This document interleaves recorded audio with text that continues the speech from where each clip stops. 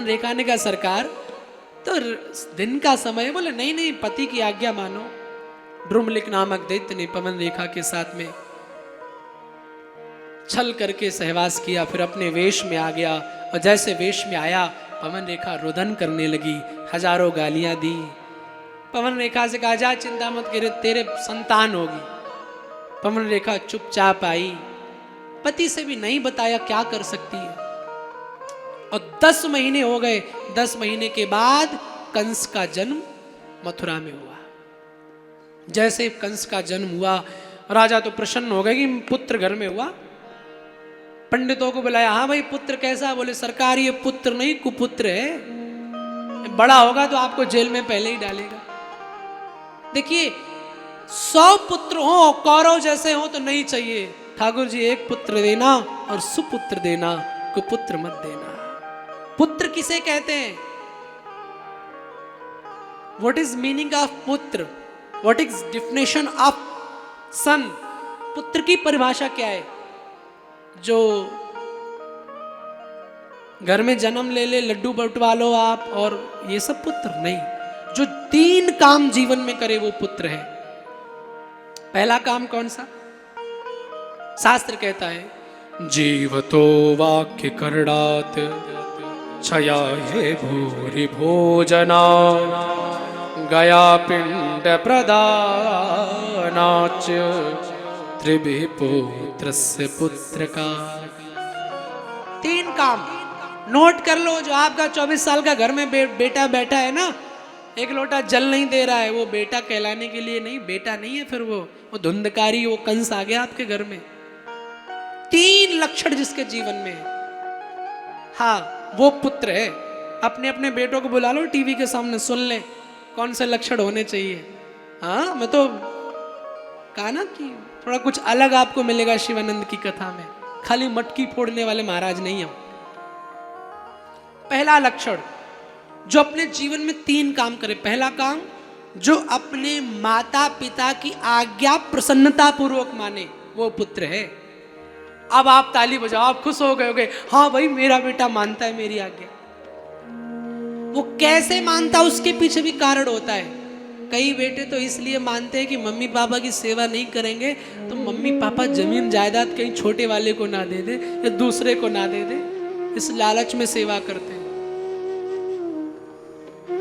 कई बेटे तो इसलिए सेवा करते हैं कि भाई समाज क्या कहेगा, रिश्तेदार क्या कहेंगे। हाँ, लेकिन ये भी पुत्र नहीं है। सच्चा पुत्र कौन? जो निस्वार्थ प्रसन्नता पूर्वक आज्ञा का पालन करे। राम जी से कहा, राम, दशरथ ने पिता वन जाओ। राम जी को पहले घोषणा हुई थी राजा बनेंगे, तो राम जी प्रसन्न थे। और जो वनवास की आज्ञा मिली तो राम जी और प्रसन्न हो गए। माँ के पास आए, माँ एक बात बताओ। क्या? मैया मैं बड़ा कि भरत? लाला तू बड़ा है। माता जी जंगल बड़ा है कि अयोध्या राज्य? बोले जंगल बड़ा है। देखिए राम का आदर्श। राम कहते, माँ मुझे आज इतनी खुशी है, मुझ बड़े बेटे राम को पिता ने बड़ा जंगल का राज्य दे दिया और इस छोटे से भरत को छोटी अयोध्या दे दी। ये होता है सन, ये होता है पुत्र जो प्रसन्नता पूर्वक आज्ञा माने। और आप 1 घंटे चिल्लाओ बेटा 1 लोटा जल दे दो, बेटा पबजी में लगा है, तो वो फिर बेटा बेटा नहीं है। ठीक है, आप लाड़ लड़ाते रहो, आप खूब कमा के रख जाओ, भर जाओ, और जीवन भर यही सब चलता रहेगा। ना जी ना। दूसरा पुत्र कौन पुत्र है? जब देह पिता के शांत हो जाए तो अपने पिता का वैदिक, माता पिता का वैदिक शास्त्रोक्त विधि विधान से उनका अंतिम क्रिया करे, अंतिम संस्कार करे, जो वैदिक विधान से। आजकल तो वो कोई पर्व आया तो बोले 3 दिन का आर्य समाज में प्रचलन चला है 3 दिन में 13वीं करने का। नहीं नहीं नहीं, 13वीं की 13 दिन है तो 13 दिन में ही होनी चाहिए। पर आजकल पिताजी खत्म हुए, 1-2 घंटे बच्चा रोया, मेरे पापा हैं ये है, और जहाँ सवेरे हुई चारों भाइयों में मीटिंग जुड़ गई, हाँ भाई तुम 13वीं में कितना दोगे, तुम कितना दोगे, तुम कितना दोगे। यही तो हो रहा है ना। बोले भाई इतना नहीं मैं दे पाऊंगा, मेरे हिस्से का जो है वो मुझे बताओ। पिता के अंतिम संस्कार में भी हम सब ये सब बातें करते हैं, वो पुत्र कहलाने के योग्य है। और तीसरा, जो अपने पितरों का श्रद्धा पूर्वक गया में पिंड दान करे, तर्पण करे शास्त्र विधि से, वह पुत्र पुत्र कहलाने की योग्य है, अन्यथा नहीं है। जो शराब पी के पड़ा रहे घर में वो बेटा है, जुआ खेल के आए सब कुछ हार के पड़ा रहे वो बेटा है ना जी ना।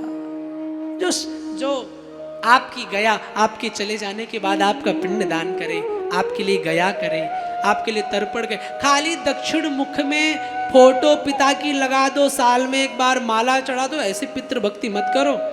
हाँ जी, पितरों के प्रति समर्पण भी रखो, नहीं तो पितृ दोष बड़े जल्दी जीवन में लगता है। और पितृ दोष से कोई बचा भी नहीं पाता, भगवान भी नहीं बचा पाते। परिवार में दुष्ट संतान उत्पन्न हुई हो, समझ लो पितृ दोष है। व्यापार शुरू किया पहले तो खूब चला, अचानक में बंद हो जाए, समझ जाओ पितृ दोष है। बच्चा पढ़ रहा हो, अचानक से पढ़ाई बंद कर इधर उधर बातों में लग जाए, समझ जाओ पितृ दोष है। भयंकर रोग आ जाए, समझ जाओ पितृ दोष है। अब पितृ दोष से उपाय क्या है? बोले तर्पण करो, श्राद्ध करो। क्यों? क्योंकि जब हम श्राद्ध करते हैं, तर्पण करते हैं, तो हमारे पितर प्रसन्न होते हैं। और वैदिक विधान से, ये नहीं कि एक पन्नी में आधा किलो आटा, एक खीरा, एक टमाटर, 11 रुपए, 2 नमक की कंकड़ी, एक मिर्चा लिए मंदिर में पंडित जी को दे दिए, लो पंडित जी हमारे पिताजी के लिए पितृ दोष का ये सब कर देना। ऐसे थोड़ी ना, विधान के साथ आचार्य को आजकल आचार्यों को तो कोई बुला ही नहीं रहा, अब तो ऑनलाइन पूजाएं शुरू कर दी हैं लोगों ने। आचार्य को बुलाओ, वैदिक विधान से पूर्व दिशा में देवताओं का तर्पण करो, हाँ? फिर सनकादिक ऋषियों का तर्पण करो, फिर यमराज का तर्पण करो, फिर धर्मराज का तर्पण करो, फिर पितरों का तर्पण करो, तब जाके तर्पण माना जाता है। और पन्नी में पंडित जी को आटा और वो देने से सब बातें हैं केवल। तो पुत्र कौन पुत्र कहलाने के योग्य है? जो 3 काम अपने जीवन में करे, वो पुत्र कहलाने के योग्य है। मेरे प्यारे, जो जीवन में केवल पिता के लिए फोटो टांगने से काम नहीं चलेगा। उग्रसेन को जब पता चला कि ये बेटा तुम्हारा ऐसा होगा कि जेल में डाल देगा, उग्रसेन चिंतित हो गए, कहा ले जाओ इसको यमुना में बहा दो। कंस को बहा दिया गया। कंस बहता बहता जा रहा था, रास्ते में नारद जी महाराज ने देखा कि कोई छोरा बहता हुआ जा रहा है। नारद जी ने उठाया, मस्तक रेखा पड़ी, समझ गए इसके लिए तो भगवान आएंगे। नारद जी पालने लग गए। और 3 साल का जब हुआ तो फिर कंस को उग्रसेन के पास लेके आए, उग्रसेन को दे दिया, बोले इस बच्चे को संभालो, तुम्हारे कोई संतान नहीं, तुम्हारे काम आएगा। इसे क्या कहते हैं? इसे कहते हैं भाग्य। This is your destiny my dear.